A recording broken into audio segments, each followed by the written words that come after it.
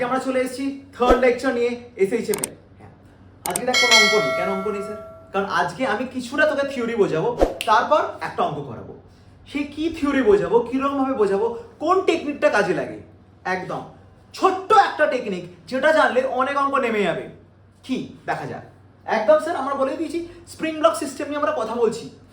আজকে double block না নিয়ে সিঙ্গেল ব্লকে ফিরছি, ঠিক আছে? ফেরা যায় একটা সিঙ্গেল ব্লকে। বলছে কটা জিনিস মাথায় রাখতে হবে। কি কি মাথায় রাখতে হবে? যে প্রথম জিনিসটা মাথায় রাখতে হবে, দেখ আমি কিন্তু আবার বলছি প্রচুর লেন্দি করে লাভ নেই, জিনিসটাকে শর্টকাটে ফেলতে হবে এবং কি করে ঠিক এক্স্যাক্টলি 6 থেকে 7 মিনিটে জিনিসটাকে ওড়াতে হবে সেটা জানতে হবে।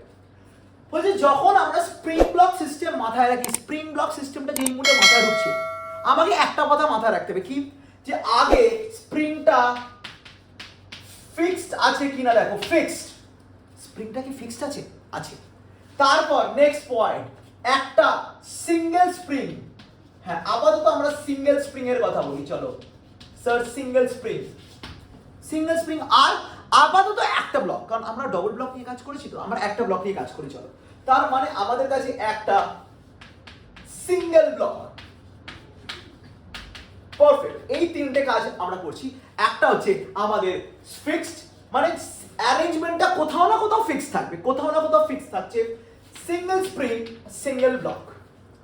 এসএইচএম পড়ে ফেলেছে, অনেকে পড়ে ফেলেছে, তারা জানে বেসিক্স অফ এসএইচএম কি হচ্ছে, কোথায় সেই ট্রিক জিনিসটা আসছে। ফার্স্ট এই যে বলে দিচ্ছি, এই কথাটা এক্ষুনি যেটা বলবো সেটা মাথায় রাখ, এরপর আর ইম্পর্টেন্ট কিছু হতে পারে না। যে সিস্টেমটা যখন অসিলেট করছে, এইখানে মাথায় রাখ, আমি এটাকে বলি concept plus plus, concept plus plus. আমি আগে পয়েন্ট বলে দিচ্ছি, তারপর এক্সাম্পলস দেখাবো। Yes, concept plus plus. যখন একটা সিস্টেম অসিলেট করছে, যখন একটা সিস্টেম অসিলেট করছে, সেই সিস্টেমের মধ্যে আমি দেখব যে আমার কোনো কনস্ট্যান্ট ফোর্স যেটা কিনা এক্সটার্নাল প্রেজেন্ট আছে কি নেই। কনস্ট্যান্ট ফোর্স এক্সটার্নাল, হ্যাঁ এক্সটার্নাল কনস্ট্যান্ট ফোর্স সেটা সব সময় আছে কি নেই। হ্যাঁ সবসময় মানে কনস্ট্যান্ট। আবার বলছি ওয়ার্ডটা দেখ ভালো করে, কনস্ট্যান্ট ফোর্স এক্সটার্নাল সব সময় যদি থাকে, সব সময়, every time constant, I'm using the word constant, it has to be constant এবং external যদি থাকে, সব সময় যদি থাকে, তাহলে যদি থাকে তাহলে আমাদের টাইম পিরিয়ড, তাহলে আমাদের time period will be same, unaffected, change হবে না, unaffected থাকবে।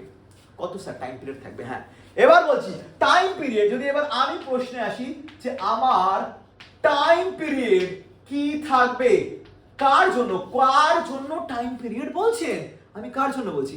আমি বলছি সিঙ্গেল স্প্রিং ব্লক। একদম single spring block system. Sir যেখানেই থাকুক, পৃথিবীর যে প্রান্তে থাকুক, যদি এক্সটার্নাল ফোর্স কনস্ট্যান্ট থাকে, একটা ব্লক, একটা স্প্রিং, একটা ব্লক, একটা স্প্রিং, একটা ফিক্স পয়েন্টের টাইম পিরিয়ড হবে 2 pi root over of m by k। m হচ্ছে মাস, k হচ্ছে স্প্রিং কনস্ট্যান্ট। এটা নিয়ে আমার আর বলার দরকার নেই, বাচ্চারা জেনে গেছে। এক্সাম্পল দেখি স্যার, থিওরি করলে হবে না স্যার, অঙ্ক জানতে হবে কোথায় কি কতগুলো কেস হতে পারে। চলো এক এক করে দেখা যাক। আমি এখান থেকে আঁকতে শুরু করব। নাম্বার এ, আমাকে না দেখতে পারলেও ডায়াগ্রাম দেখতে পারলে হবে। প্রথম হচ্ছে বেসিক একটা হরিজন্টাল স্প্রিং নিচল চিনি স্যার, একদম এটা বাচ্চারা দেখেছে, এম এটা কে, পারফেক্ট, খুব সুন্দর আছে, চলে যাবে। এইবার হচ্ছে কেস বি, আমি বেশি নিচে আঁকবো না। দেখ বলছে কেস বি তে কি হবে স্যার, এই যে পারফেক্ট, একদম সেম, একদম same time period. Part C তে আসি স্যার, সি তে আসুন। দেখুন আমি এবার কিন্তু আস্তে আস্তে ডায়াগ্রাম বদলাবো। কিরকম বদলাচ্ছে দেখ, ওয়াও কালারটা কিন্তু খুব সুন্দর, জানি না কিরকম লাগছে তোদের ওখানে, আমার কাছে ভালো লাগছে কালারটা, নীল আর সাদা। নীল সাদা মানে বুঝিস তো, আমি না ভালো আর কিছু না, পলিটিক্সে যাস না, কিস খেলবো। এম কে দেখ এক্সটার্নাল সেম সেম, একদম সেম। এবার ডি তে ঢুকছি, দেখ এবার কি স্যার এবার সেম জিনিসটা হবে একটু অন্য কেস।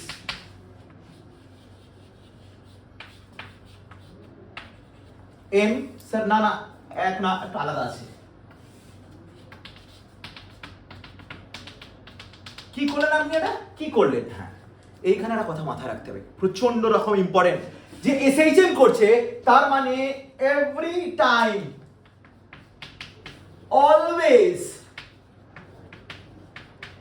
fully submerged, always সব সময় পুরোটাই ডুবে থাকছে এসএইচএম করছে, সব সময় পুরোটা ডুবে থাকছে এসএইচএম করছে। হ্যাঁ মারাত্মক ব্যাপার, সব সময় পুরোটা ডুবে থাকছে এসএইচএম করছে। স্যার আর এখানে আমি ই বসাই ই দেখাই, বলছি স্যার সেম জিনিস করে দিন সেম জিনিস। আর একটা জিনিস দেখাবো, হ্যাঁ আর একটা জিনিস দেখাবো, সেটা একদম অঙ্কটা নিয়ে দেখাবো, সেই এক্সাম্পলটাই দেখাবো। বলছি দেখ একদম ধর এখানে আছে এই ব্লকটা আছে, মানে পুরো জল কোনো লিকুইড এই সবকটা অ্যারেঞ্জমেন্ট, বোর্ডটা খুব সুন্দর লাগছে, এই প্রতিটা অ্যারেঞ্জমেন্ট দেখছিস।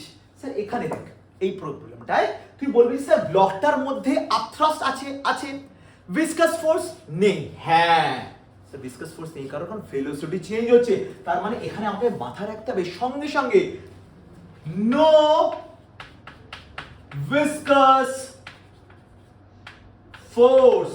আমি কিন্তু একটা এমসিকিউ তৈরি করেছিলাম যখন আমি একটা ইনস্টিটিউটে ছিলাম, এই অ্যারেঞ্জমেন্টে দিয়েছিলাম, দেখেছিলাম যে this is a viscous liquid, time period same হবে 2πm/k না, হবে না, কারণ ভিসকাস ফোর্স যেই মুহূর্তে থাকবে ফোর্সটা কিন্তু কনস্ট্যান্ট থাকছে না, কিন্তু বায়ান্ট ফোর্স সবসময় কনস্ট্যান্ট। কেন বায়ান্ট ফোর্স সবসময় কনস্ট্যান্ট? কারণ অবজেক্টটা সারাক্ষণ ডুবে আছে, অবজেক্টটা সারাক্ষণ ডুবে আছে। স্যার আপনি কি করে বুঝলেন সারাক্ষণ ডুবে আছে? যে কোশ্চেনে মেনশন করে দেওয়া আছে ভাই অলওয়েজ, এই অলওয়েজ কথাটা বলেছে দেখ অলওয়েজ ফুললি সাবমার্জড। কথাটা যদি অলওয়েজ না থাকতো তাহলে আমি বলতে পারতাম না টাইম পিরিয়ড 2π√m/k নয়। যদি পার্শিয়ালি থাকতো না তাহলে তো অন্য কেস হচ্ছে, পার্শিয়ালি করে দিই অঙ্ক ঘেটে যাবে, তখন কিন্তু আর এই লেভেলে থাকবে না। আমি এগুলো শর্টকাটস বোঝাচ্ছি, কিছু অঙ্কগুলোকে এক লাইনে না দেখে সলভ করতে পারবো। তুই দেখলি যে ফোর্স আমার কাছে কনস্ট্যান্ট আছে, ফোর্স কনস্ট্যান্ট আছে কি না শুধু এইটুকু বুঝতে হবে। যদি ফোর্স কনস্ট্যান্ট থাকে তাহলে টাইম পিরিয়ড একটা ব্লক একটা স্প্রিং যদি ফিক্স থাকে সঙ্গে সঙ্গে লিখবি 2π√m/k, গল্প শেষ। এইবার এই কনসেপ্টের অ্যাপ্লিকেশন যেটা আমি এইখানে আঁকলাম না, আমি একটা অঙ্কে নিয়ে আসবো, আশা করা যায় এটা বোঝা গেছে। ভালো করে এটাকে দেখ, আমি সরছি তারপর অঙ্কটা দেখো। ওকে তাহলে যেটা বললাম 3 নম্বর অঙ্ক এক্স্যাক্টলি, কিন্তু এটা সিঙ্গেল ব্লক স্প্রিং, এটা এক্ষুনি শেখালাম, দেখ এক্ষুনি শেখালাম, কাজে দেবে। কি বলেছে অঙ্কটাকে একটু পড়া যাক, ঠিক আছে? বলছে স্যার একটা এলিভেটর আছে, এলিভেটরের মধ্যে ব্লক স্প্রিংটা রেস্টে ছিল। ওয়াও স্যার এইটা কি আমি মানতে পারলাম না, এটা আমি তোকে বোঝাচ্ছি, এটা খুব বোঝার ব্যাপার। হট করে এলিভেটরটা উপরে শুরু করলো উইথ অ্যান অ্যাক্সেলারেশন এ, বলছে টাইম পিরিয়ডটা বলুন আর অ্যামপ্লিটিউডটা বলুন। স্যার অ্যামপ্লিটিউড তো আপনি শেখাননি, আমি বলে দিচ্ছি তোকে, একটু অপেক্ষা কর, আমি পুরো সিস্টেমটা তোকে বোঝাচ্ছি, ভালো করে বোঝাচ্ছি। বলছি স্যার আপনি এলিভেটরটা অলরেডি আমি এঁকে রেখেছি, কিন্তু আমি তোকে এঁকে বলছি, এখান থেকে আমি এলিভেটরটাকে আঁকতে শুরু করছি, ভালো করে দেখ, ঠিক আছে? প্রথমে এলিভেটরটা রেস্টে আছে মানে কিরকম ভাবে করবো দেখো, আমি এরকম ভাবে একটা নেব, এই আশা করে দেখতে পাচ্ছিস এম, এটা কে, এটা আছে ফিক্সড। বলছি স্যার রেস্টে একটা স্প্রিং ব্লক সিস্টেম থাকার মানেটা কি, আগে এটা বোঝো। বলছি রেস্টে এরকম ভাবে থাকে না, কিন্তু এটা ভুল, রেস্টে থাকে না। ব্লকটার তলায় আমি হাত দিয়েছিলাম, ব্লকটা নামছিল আস্তে আস্তে আস্তে আস্তে, যতক্ষণ না ব্লকটা ইকুইলিব্রিয়ামে আসছে, ব্লকটা কখন ইকুইলিব্রিয়ামে আসছে, তার মানে স্প্রিংটা স্ট্রেচড আছে। হ্যাঁ তার মানে আমার কাছে কি লিখবো, ইকুইলিব্রিয়াম পজিশন 1, ইকুইলিব্রিয়াম 1 পজিশন 1, এবং আমার তলায় কিন্তু একটা হাত ছিল, যদি হাতটা না থাকতো শর্ট করে ব্লকটা পড়ে যেত। এই ইকুইলিব্রিয়াম 1 এ কি লিখছি দেখ, mg should be equals to k into x, mg should be equals to k into x1, চল a k x1। তার মানে এই লেন্থটা এক্ষুনি এটা কিন্তু স্ট্রেচ অবস্থায় আছে, কত স্ট্রেচ, l plus x1, এটা ইকুইলিব্রিয়াম কিন্তু স্ট্রেচ অবস্থায় আছে, এবং ব্লকটা কিন্তু কি আছে এইখানে মাথায় রাখতে হবে, ব্লক ইজ অ্যাট রেস্ট। এটা কিন্তু থাকার কথা নয়, ইকুইলিব্রিয়ামে রেস্টে থাকে না, কারণ বারবার বলেছি যে যদি কোনো spring lock system SHM execute করে তাহলে মেইন পজিশনে ওর ম্যাক্সিমাম ভেলোসিটি থাকবে। কিন্তু প্রশ্নটা হচ্ছে এটা এসএইচএম এক্সিকিউট করছে না। কেন করছে না? কারণ আমার তলা একটা হাত ছিল, ওটা পড়ছিল, আমার হাতটা ততক্ষণ সাপোর্টে ছিল, যেই মুহূর্তে ওই ইকুইলিব্রিয়ামে চলে এলো আমি আস্তে করে হাতটা সরিয়ে নিলাম, ও রেস্টে ছিল, রেস্টেই রয়ে গেল, খেলাটা এখানে হয়ে গেল। এবং এই যে mg is equals to kx1, এইখানে তোর x1টা হচ্ছে ইকুইলিব্রিয়াম পজিশনে স্প্রিংটা কতটা ইলংগেটেড আছে, এবং x1টা হয়ে গেল mg বাই k, x1টা হয়ে গেল mg বাই k, এবং body is at rest, spring হয়ে গেল এবং ব্লক হয়ে গেল অ্যাট রেস্ট। খেলাটাকে এবার এখান থেকে স্টাডি কর। বলছে হট করে উপরে উঠতে শুরু করছে। হট করে কি উপরে উঠতে শুরু করছে? সাডেনলি, দেখো সাডেনলি কি হচ্ছে, লিফটটা উপরে উঠলো। কত? With an acceleration A, lift starts moving up with an acceleration A. একটা কনস্ট্যান্ট ফোর্স আসছে। স্যার তোদের কি শেখালাম? কনস্ট্যান্ট ফোর্স, সিউডো ফোর্স পড়ে ফেলেছিস তোর, আমি জানি সিউডো ফোর্স কত। স্যার m ইনটু a, কোন দিকে? স্যার নিচের দিকে। এই কনস্ট্যান্ট ফোর্স এটা অ্যাকচুয়ালি কি হয়ে গেল? সিউডো। ছেলেমেয়েরা যদি না বুঝতে পারে কিচ্ছু করার নেই ভাই, এটা বুঝতে হবে, লস অফ মোশনে পড়েছি। সিউডো ফোর্সটা কি? বলছি স্যার তাহলে এইবার কি? বলছি এইবার ব্লকটার আমি এফবিডি করছি। এবার দেখ ব্লকটার এফবিডি করি, এখানে আমার ব্লকটার যদি আমি এফবিডি করতাম, এখানে যদি ব্লকটার এফবিডি করতাম, আমার ইকুইলিব্রিয়াম পজিশনে শুধু mg থাকতো, আর এখানে কি থাকতো? k into x1। এইখানে ভাই, এইখানে কিন্তু সিউডো ফোর্সটা কোথায়? স্যার সিউডো ফোর্সটা কোন দিকে আসবে? স্যার ভালো করে দেখ, আমার নিচের দিকে সিউডো ফোর্স লাগছে। কেন নিচের দিকে সিউডো ফোর্স লাগে? কারণ সিস্টেমটা উপরে যাচ্ছে, তাই সিউডো ফোর্স নিচে। এই জিনিসটা যদি না বুঝতে পারিস তাহলে স্যার আমার কিছু করার নেই। এটা হবে k ইনটু x2, এটা হবে k ইনটু x2। এটা হয়ে গেল আমার new equilibrium position. This is my new equilibrium position, equilibrium. আমি কি একবারও বললাম যে এখানে বডিটা রেস্টে আছে? না, কারণ আমার হাত আর নেই, আমি হাত কিন্তু এখান থেকেই সরিয়ে দিয়েছি। যখন ও মুভ করতে শুরু করলো, স্যার আগে একটু কথা বল যে x2টা বেশি না কম? আচ্ছা x2টাকে আগে বার করা যাক, sir m g plus a by k, বলো হ্যাঁ, পারফেক্ট। সো অটোমেটিক্যালি x2টা বেশি, তার মানে কি হলো? যখনই লিফটটা উঠতে শুরু করলো, ওটা হট করে নিচে নামতে শুরু করলো। এইবার সেই এই পজিশনে এসে, তার মানে এই অবস্থায়, এইখানে ওর এক্সটেনশন হচ্ছে L0 plus x2, L0 plus x2। ও কি থেমে গেল? কোনো হাত ছিল না, থামেনি, নিচে আরো নামবে। মানে ওকে এই পজিশনটা ওর হয়ে গেল আমার কাছে মেইন পজিশন। এই পজিশনটা হয়ে গেল মেইন পজিশন।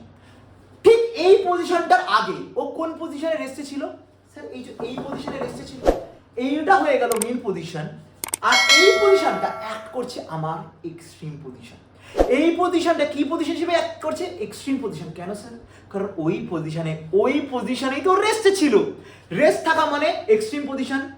আর এখন ওর নেট ফোর্সটা কি হয়ে গেল? ব্যালেন্স হয়ে গেল। তার মানে আমি যদি পুরো একটা লাইনে এই মুহূর্তে এই লাইনের রেফারেন্স থেকে আবার ভাবছি, লাইনের রেফারেন্স দেখ, এই যে জিনিসটা, এইটা হয়ে গেল ওর কাছে এক্সট্রিম পজিশন, এইটা হয়ে গেল আমার কাছে মেইন পজিশন। ওর কাছে তলাতেও কিন্তু একটা এক্সট্রিম পজিশন থাকবে, তার মানে এই যে জায়গাটা, পুরো যে জিনিসটা L0 প্লাস x2, এই যে জায়গাটা L0 প্লাস x1। তাহলে এই এক্সট্রিম থেকে মিন, এই যে দূরত্বটা, এই দূরত্বটা কি? এই দূরত্বটাই হয়ে গেল আমার কাছে অ্যামপ্লিটিউড। এই দূরত্বটাই তো হয়ে গেল আমার কাছে অ্যামপ্লিটিউড। বলে হ্যাঁ স্যার এটাই অ্যামপ্লিটিউড, কারণ ও এইখানে রেস্টে ছিল। রেস্ট থাকা মানে এই পজিশনের রেসপেক্টে এইটা হয়ে গেল আমার কাছে এক্সট্রিম পজিশন। এইবার এটা হয়ে গেল আমার কাছে মেইন পজিশন। কেন মেইন পজিশন? কেন? কারণ নেট ফোর্স ব্যালেন্স হয়ে গেছে। এইবার আমার কাছে আমি কি লিখবো, তাহলে আমার কাছে অ্যামপ্লিটিউড হবে x2 minus x1, x2 minus x1। আশা করি বুঝে গেছে বাচ্চা, আশা করা যায়। তাহলে আমি দেখ এখানে তো সেই মানে সেই ভিডিও ডায়াগ্রাম নিয়ে দেখাতে পারতাম না যে এরকম ভাবে অসিলেট করছি, এটা তোকে বুঝতে হবে ভাই। তাহলে এখান থেকে হট করে পড়লো, পড়ে আবার পড়লো, পড়ে থেমে গিয়ে এরকম ভাবে অসিলেট করছে, এরকম ভাবে অসিলেট করছে। তখন এইটুকু হয়ে গেল আমার কাছে কি অ্যামপ্লিটিউড। এবং যদি দুটোকে তুই মাইনাস করিস, মানে এই জিনিসটাকে মাইনাস করিস কার সঙ্গে, এর সঙ্গে mg/k, তাহলে তোরা বুঝতেই পারছিস এখানে তাহলে কি লিখছি যে আমার কাছে তাহলে অ্যামপ্লিটিউড হয়ে গেল, যদি বাচ্চাটা একটু বুদ্ধিমান হয়, x2 x1, তাহলে হয়ে গেল m কি হবে mg/k, যদি মাইনাস হয়ে যায় তাহলে কি থাকবে শুধু স্যার ma/k, কি থাকলো আমার কাছে ma/k। স্যার টাইম পিরিয়ড, ভাই টাইম পিরিয়ড বলেছেন, টাইম পিরিয়ডটা কোথায়, এই তো স্যার টাইম পিরিয়ড। আরে পাগল, এতক্ষণ ধরে কি বলছিলাম যে টাইম পিরিয়ড কি আছে, একটা ব্লক একটা মাস, একটা ব্লক একটা স্প্রিং, সরি একটা ব্লক একটা স্প্রিং। স্যার টাইম পিরিয়ড কি হিসেবে, স্যার টাইম পিরিয়ড হয়ে যাবে আপনার কাছে 2 pi root over of m/k, 2 pi root over of what m/k, আর কিছু না। টাইম পিরিয়ডের মধ্যে থাকছে, শুধু এটা পার্থক্য দাঁড়াচ্ছে কি, সেটা গেল আমার কাছে অ্যামপ্লিটিউড। এবং কি করে বার করতে হয়, এইটা একটা তার ইউনিক মেথড। হোপফুলি তারা বুঝতে পারছিস, থিওরি আর লেকচার খুব মানে একটা ফাটাফাটি কম্বিনেশন। যদি না বুঝতে পারিস আরেকবার ভিডিওটাকে দেখ ভালো করে, প্রথম থেকে দেখ, আশা করি বুঝতে পারবি। ঠিক আছে, চলো দেখা হচ্ছে পরের লেকচার নিয়ে।